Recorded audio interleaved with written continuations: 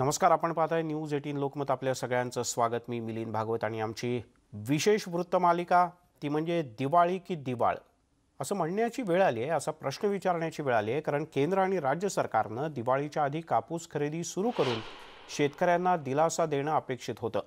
पण दोन्ही सरकारं आणि सरकारी यंत्रणा सध्या कापूस खरेदीच्या बद्दल हात आखडता घेताना दिसते आणि त्यामुळेच नाईलाजानं दिवाळीच्या तोंडावर कापूस उत्पादकांना आपला कापूस हमी भावाच्या जवळपास निम्म्या किमतीनं व्यापाऱ्यांना विकण्याची वेळ आली आहे.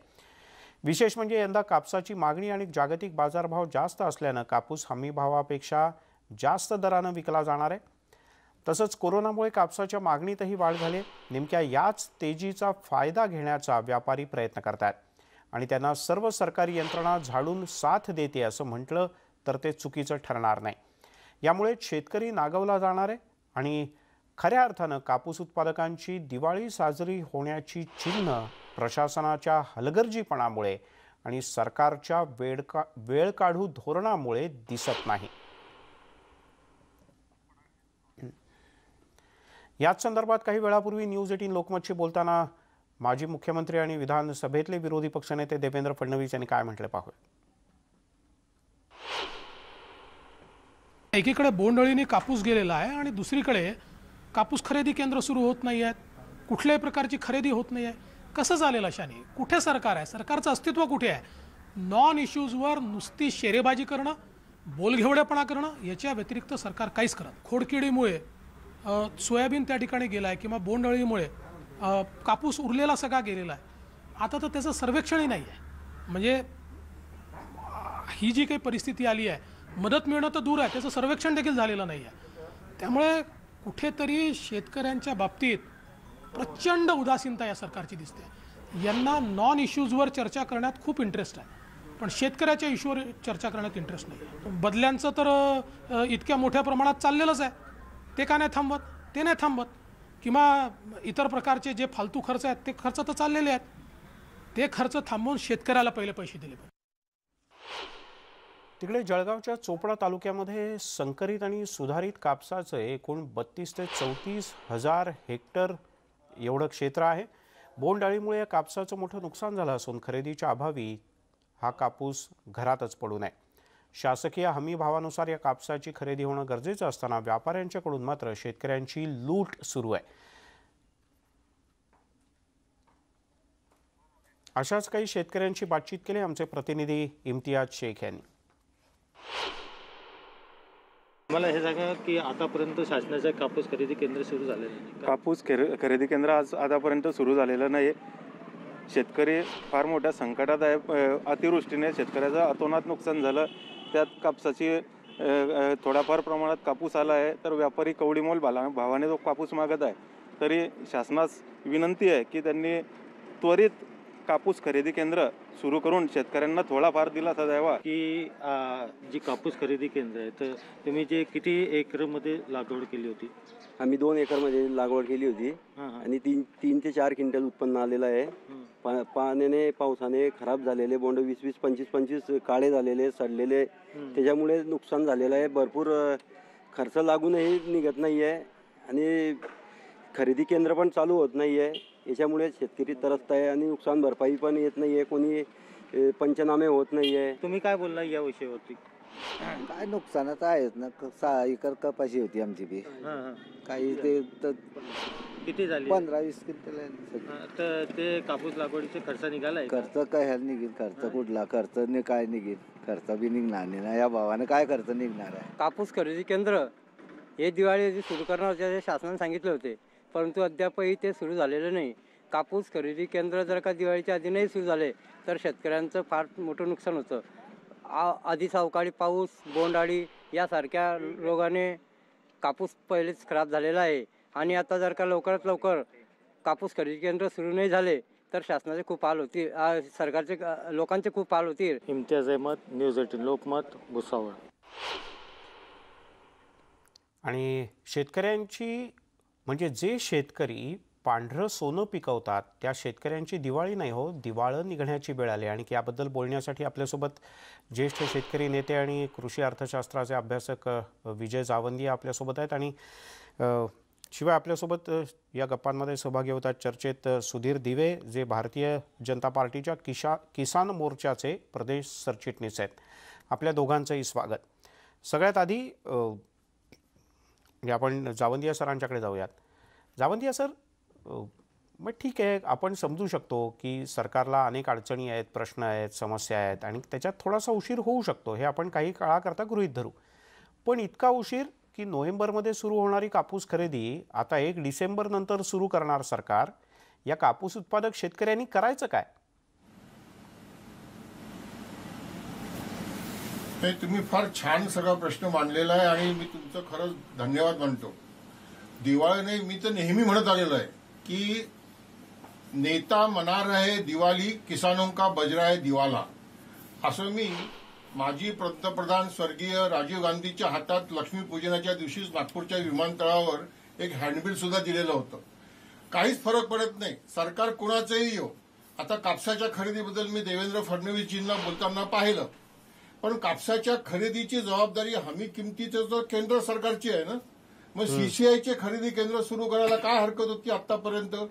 आणि फक्त महाराष्ट्रातच नाही, कापूस तर आलाय गुजरातमध्ये, पंजाब हरियाणामध्ये तर खूप आधी आला कापूस.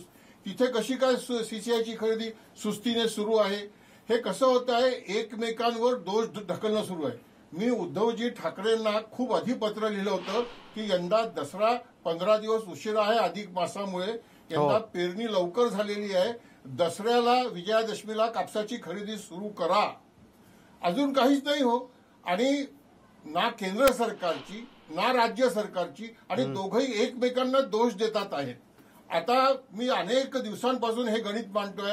मागच्या वर्षी कोविड-19च्या नंतर बाजारात जी मंदी आली तेव्हापासून मी गणित हे मांडतोय. अहो, कापसाचा भाव काढणं हे काही रॉकेट सायन्स नाही आहे हो. 1 क्विंटल कापसातनं 34-35 किलो रुई मिळते आणि 64-65 किलो सरकी मिळते. आजच टेक्सटाईल मिलवाल्यांचे आणि कापूस व्यापाऱ्यांचे स्टेटमेंट आहेत इंग्रजी वर्तमानपत्रामध्ये. 40,000 रुपये खंडी आता देशात रुईचा भाव चाललेला आहे. जगातल्या बाजारातला भाव 77 सेंट 1 पाऊंड रुईचा आहे, तो 42,000 रुपये खंडीच्या जवळपास आहे. आता 1 क्विंटल कापसापासून जर रुई पाहिली तर ती 4,000 रुपयाची होते. आज 2,500 रुपये सरकीचा भाव झालेला आहे. आणि म्हणून काही ठिकाणी वाळलेला कापूस, चांगला वाळलेला 12% कमी आर्द्रतेचा, व्यापारी 5,000-5,200ला घेऊन राहिलेले आहेत. पण 5,800 रुपये हा हमी भाव कापूस निर्यात करूनही मिळणार नाही. हे मी सगळ्या शेतकऱ्यांच्या माहितीकडून सांगतोय. हे जे सांगितलं जात आहे की यावर्षी 60 लाख गाठींची कापसाची निर्यात होणार आहे, हो, निर्यात होईल ना. निर्यात वाढेल, चीनला वाढेल, बांगलादेशला वाढेल, व्हिएतनामला वाढेल, कंबोडियाची मागणी आहे. आपल्याकडनं वाहतुकीचा खर्चही कमी आहे. पण 40,000 रुपये खंडीनी रुई निर्यात करून कापसाला 5,825 रुपयाचा भाव, हमी भाव मिळू शकत नाही. याची नोंद आपण करून घेतली पाहिजे.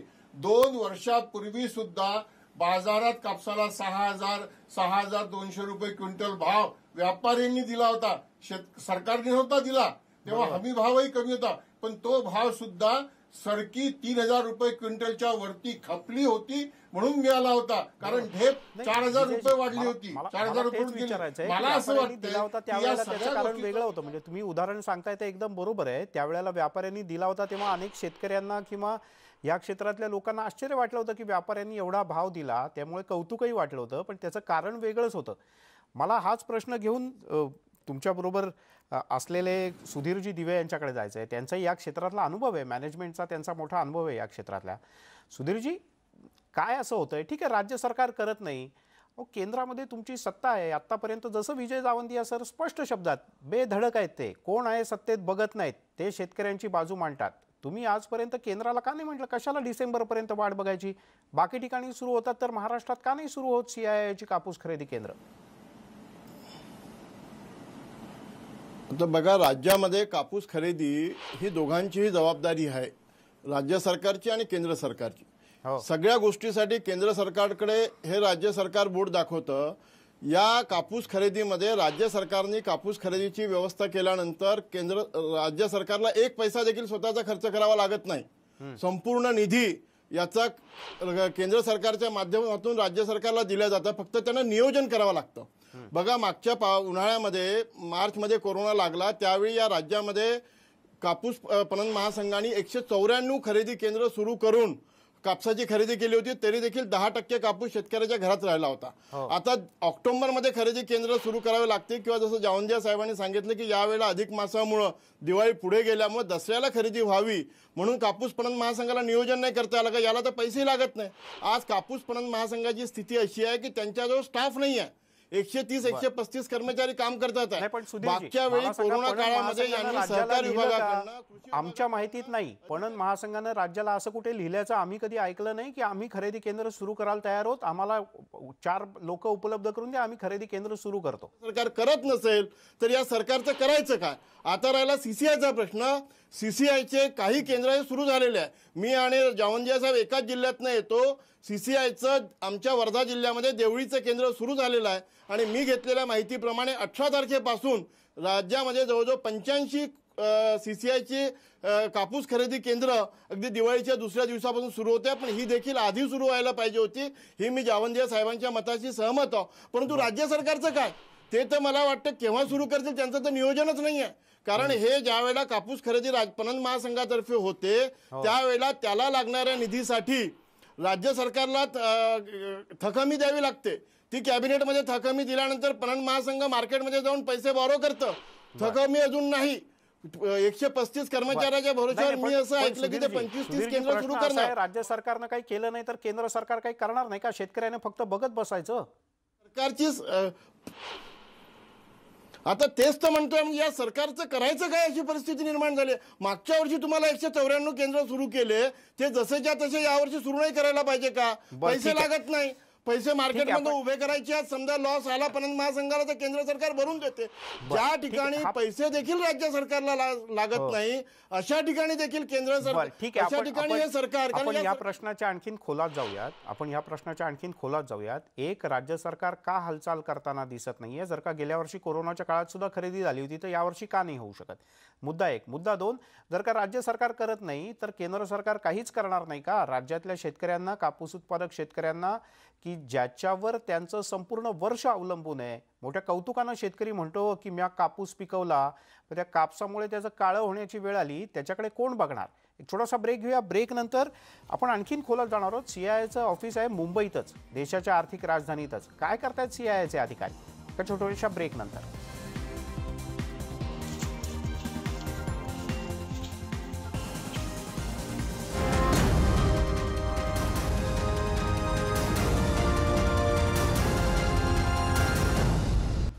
ब्रेक नंतर आपल्या सगळ्यांचं पुन्हा एकदा स्वागत. आपल्यासोबत विजय जावंदिया शेतकरी नेते आहेत आणि सुधीर दिवे आहेत भाजपच्या किसान मोर्चाचे सरचिटणीस. आणि आपला आजचा न्यूज 18 लोकमतच्या मोहिमेचा विषय कापूस उत्पादक शेतकऱ्यांची दिवाळी यावेळेला कशी होणार का त्यांचं दिवाळच निघणार.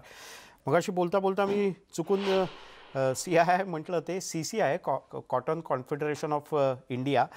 पण ब्रेकवर जाण्यापूर्वी सुधीर दिवे सरांनी जो मुद्दा मांडला होता त्याला घेऊन मला पुढे जायचं आहे. जावंदिया सर, ठीक आहे, राज्य सरकार काही करत नाही, राज्य सरकारच्या स्वतःच्या काही अडचणी असतील किंवा मर्यादा असतील, केंद्रानं तर पुढाकार घेतला पाहिजे. केंद्रानं समजा आता जसं त्यांनी सांगितलं, सुधीर भाऊ म्हणाले की त्यांनी 4, 5, 6 केंद्र सुरू केलेत. काही तुमच्या जिल्ह्यात आहेत, काही विदर्भात आहेत. नाही सरकार काही करत. शेतकऱ्यांनी काय करायचं. नाही, बिलकुल बरोबर आहे साहेब. मी तुम्हाला सांगू का, आता हे राजकारण नको मला इथे शेतकरी हिताच्या अर्थकारणाचं राजकारण हवंय.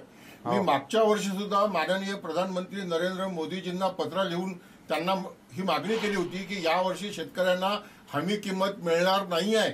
आणि मी त्यांना असा प्रश्न विचारला होता की जर मी मागच्या वर्षी 6,200ला कापूस विकला आणि मागच्या वर्षी मला 5,000ही मिळणार नाही तर माझं उत्पन्न दुप्पट कसं होणार आहे. मला अजून त्या पत्राचं उत्तर आलेलं नाही आहे. मागच्या वर्षी मी नितीन भाऊंशी बोललो, मी सुधीर भाऊ मुनगंटीवारांशी सुद्धा बोललो होतो की सगळा कापूस विकत घ्यावा लागणार आहे. आणि मागच्या वर्षी शेवटी यांनी जवळपास 1 कोटी 1.5 कोटी क्विंटल कापूस विकत घेतला महाराष्ट्रात आणि पूर्ण देशात 30% कापूस घ्यावा लागला. या वर्षी मी सुरुवातीपासून सांगतोय की पूर्ण कापूस विकत घ्यावा लागणार आहे देशात आणि महाराष्ट्रात. महाराष्ट्रात जर 4 कोटी क्विंटल कापूस पिकणार असेल आणि देशात जर 3.5 कोटी गाठी कापूस पिकणार असेल तर हा सगळा CCIला घ्यायला पाहिजे. कारण यावर्षी हमी किंमत मिळणार नाहीये. मी पुन्हा सुधीर भाऊ दिवेंच्या लक्षात आणून देतो, कालच cotton association of India CAI press note आहे इंग्रजी वर्तमानपत्रामध्ये की कापूस निर्यात करूनही MSP मिळणार नाहीये. आमचे प्रधानमंत्री म्हणतात की MSP रहेगी, APMC रहेगी, पण मग MSPचं संरक्षण कुठे आहे? कशाला राज्याला दोष देत बसता हो? सगळीकडे खरेदी केंद्र सुरू करा ना CCIची. पण मग सांगायचं की 12% वरती ओल असली तर घेणार नाही. अरे 12% जास्त जर ओल आहे निसर्गामुळे तर तुम्ही थोडंसं भाव कमी द्या ना, 100-200 रुपये क्विंटल. आणि मी आपल्याला माहिती करता सांगतो सगळ्या अहो मंदी असली, एक मिनिट मंदी असली तर हे सगळे येतात अडचणी. जर तेजी असली ना तर काही ओलीची अडचण येत नाही, काही कचऱ्याची अडचण येत नाही. हे मी माझ्या 3 वर्षाचे कापसाचे रसीदा इथे आणलेला आहे, तुमच्याकडे दाखवतो मी. आणि मी सगळ्या कापूस व्यापाऱ्यांना जवळपास एका भावाने विकलेला आहे. अहो मला कळत नाही हो, जर शेतकऱ्यांच्या हिताच्या अर्थकारणाचं राजकारण भाजपने केलं तर भाजपला लोक आशीर्वाद देतील. निवडणूक जिंकण्याकरता मी अत्यंत स्पष्ट सांगतो, निवडणूक जिंकण्याकरता शेतकऱ्यांची आता गरज राहिलेली नाही. विजय भाऊ, असं नाहीये. शेतकरी जगला तर आपण सगळे जगणार आहोत. शेतकऱ्याबद्दल आपल्याला सगळ्यांना नितांत आदर आहे आणि तो कायमच असला पाहिजे. पण सुधीर भाऊ, मला तुम्हाला एक प्रश्न विचारायचा आहे की तुम्ही साखर कारखान्याचं सुद्धा मॅनेजमेंट बरेच वर्ष एक हाती व्यवस्थित सांभाळलेलं आहे उत्तम प्रकारे. तुम्ही मला सांगा की जर का साखरेची लॉबी होऊ शकते, साखरेमध्ये इतक्या मोठ्या प्रमाणात आम्ही हा भाव मिळतो, सरकार थक हमी देतं, वर्षोनवर्ष कर्ज राहतं, कारखाने कर्ज फेडत नाहीत, शेतकऱ्याला त्याचे ऊसाचे घातलेले ऊसाचेही पैसे एका रकमी तर सोडून द्या 3-3 टप्प्यात मिळतात. का हो आमचा कापूस कास्तकार शेतकऱ्यांना काय करायचं? आमच्या कापूस उत्पादक शेतकऱ्यांना काय चूक केले? हा प्रश्न मी आपल्या माध्यमातूनच सध्याच्या राज्यकर्त्यांना विचारू इच्छितो. अजिबात मी शेतकऱ्यांमध्ये भेदाभेद करत नाही. काल परवापर्यंत साखर कारखाने सुरू होत नव्हते, त्यावेळेला त्यांच्या ऊस तोडणी कामगारांचा प्रश्न या देशाचे जाणते नेते आणि या सरकारचे काय म्हणूया आपण पितामह म्हणायचं की काय म्हणायचं ते त्या ठिकाणी ऊस उत्पादक ऊस तोडणी कामगारांचा प्रश्न सोडवू शकतात. तिथे तिथे कांद्याची खरेदी नाशिकला व्यापाऱ्यांनी बंद केली होती, तो प्रश्न सोडवण्यासाठी ते नाशिकला जाऊ शकतात. परंतु कापूस पणन महासंघाने मागच्या वर्षी या राज्यामध्ये 194 केंद्र सुरू केले होते. ते केंद्र जसं जावंदिया साहेबांनी सांगितलं त्याप्रमाणे दसऱ्याला सुरू करण्यात, दसरा काय दिवाळीनंतर देखील ते महिनाभर केंद्र सुरू करू शकत नाही. या ठिकाणी या राज्यामध्ये साधारणतः 85 तालुक्यामध्ये जो कापूस होतो तो 85 केंद्र CCIच्या माध्यमातून उघडले जाणार आहेत. काही केंद्र उघडले गेल्यात, उरलेले केंद्र 18 तारखेपासून उघडले जात आहेत. ही केंद्र याआधी सुरू होणं अपेक्षित होतं, याबद्दल दुमत नाही आहे. परंतु किमान एका तालुक्यामध्ये एक केंद्र CCIचं उघडलं जात आहे. पण राज्य सरकारमध्ये जे पणन महासंघ आहे, या पणन महासंघाचा कापूस घेणं हे काम आहे, ते सब एजंट म्हणून काम करतात. केंद्र सरकार पूर्ण पैसे देते, नियोजन करायचं आणि नियोजन देखील नाही करायचं. कॉटन फेडरेशनचे संचालक आहेत सुधीर कोठारी. सुधीर भाऊ एक सेकंद ऐका तर, आपल्यासोबत आणखीन एक सुधीर भाऊ आहेत, सुधीर कोठारी आहेत आपल्यासोबत, कॉटन फेडरेशनचे संचालक आहेत. कोठारी साहेब, CCI महाराष्ट्रात आत्ता जी माहिती, आत्ता सुधीर भाऊ आहेत आपल्यासोबत, तर त्यांचं असं म्हणणं आहे की आत्तापर्यंत महाराष्ट्रामध्ये काही केंद्र CCIनं सुरू केलेत, बाकीचे केंद्र महाराष्ट्रात कधीपर्यंत सुरू होणार? नाही, CCIचे अगदी कमी प्रमाणातले केंद्र सुरू झालेले आहे. जसं आमच्या जिल्ह्यामध्ये साधारणतः 7-8 ठिकाणी CCIची खरेदी होते. त्याच्यापैकी एक फक्त देवळी केंद्र काल किंवा परवा सुरू झालेला आहे. आता प्रश्न जो राहिला की कॉटन फेडरेशनचे मागच्या वर्षी 194 केंद्र होते, ही अजिबात चुकीची माहिती आहे. मागच्या वर्षी कॉटन फेडरेशनचे 91 केंद्र होते. सुरुवातीला जेव्हा कॉटन फेडरेशनने खरेदी करण्याची सुरुवात केली तेव्हा साधारणतः 45-46 केंद्र होते. त्याच्यानंतर लॉकडाऊन आला आणि लॉकडाऊन आल्यानंतर लॉकडाऊन जेव्हा शिथिल झालं, जेव्हा शेतकऱ्याकडे कापूस होता आणि CCI खरेदी करायला तयार नव्हती किंवा CCI फक्त त्यांचे जे सेंटर जे होते तिथे जेव्हा खरेदी करायला तयार होती तेव्हा कॉटन फेडरेशन धावून आलं. कॉटन फेडरेशन जवळ अपुरा मनुष्यबळ असून सुद्धा कॉटन फेडरेशनने मागच्या वर्षी टोटल 91 केंद्र सुरू केले. बरं, कोठारी साहेब, माझी तुम्हाला महाराष्ट्रातल्या तमाम कापूस उत्पादक शेतकऱ्यांच्या वतीनं थेट प्रश्न आहे की उरलेली 91 केली होती ना, ठीक आहे, काय हरकत नाही. पुढची आत्ता राहिलेली महाराष्ट्रातली 50 केंद्र दिवाळीला भाऊबीजेच्या दिवशी सुरू करणार का? शेतकऱ्यांना ही तरी भाऊबीज द्या. या वर्षी कॉटन फेडरेशन 30 सेंटर सुरू करणार आहे आणि ते 30 सेंटर लगेच दिवाळी नंतर आम्ही सुरू करणार आहोत. म्हणजे डिसेंबर नक्की नाही उजाडणार, त्याच्या आधी सुरू होईल. नाही, नक्की नाही होऊ देणार. कारण की जो एक मुख्य प्रॉब्लेम होता की कापसामध्ये मॉइश्चर आहे, आता तो मॉइश्चरचं प्रमाण कमी झालेलं आहे. नक्की दिवाळी नंतर आम्ही सुरू करणार. ठीक आहे. सुधीर कोठारी साहेब, आमच्याकडे महाराष्ट्रातल्या तमाम कास्तकाराला अपेक्षा आहे तुमच्याकडनं की तुम्ही खरोखरच ही केंद्र सुरू कराल. न्यूज 18 लोकमत आपल्या वृत्तमालिकेच्या माध्यमातून याचा पाठपुरावा करत राहील. विजय जावंदिया सर आणि सुधीर दिवे आपल्यासोबत होते. थोडंसं वेळेअभावी थांबायला लागतंय, पण न्यूज 18 लोकमतची वृत्तमालिका सुरूच राहील आणि कापूस उत्पादक शेतकऱ्याला लवकरात लवकर खरेदी केंद्र सुरू करण्याच्या दृष्टीने आम्ही पाठपुरावा करत राहू. तुर्तास इथेच थांबूया.